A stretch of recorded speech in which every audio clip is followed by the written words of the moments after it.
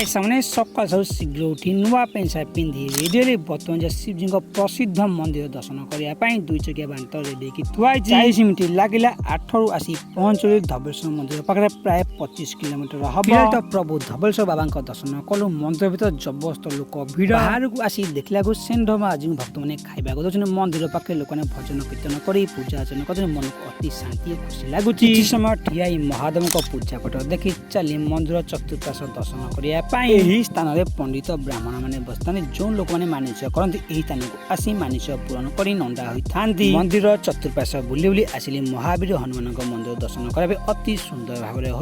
में आसिली नदी को एठी तो मौसा मैंने डंगार नदी भितर को जाई माछ धरछन चतुर्पाश बुली बुली आसिली मंदिर मेन जो लोक मैंने आसती फटो उठेबा झूला पोल पाक बर्तमान यहाँ बंद अच्छी तो सांग धबलेश्वर बाबा को दर्शन कर मन को शांति खुशी लगे यही ब्लॉग भल लगे तो सांग लाइक एंड सब्सक्राइब बाबा।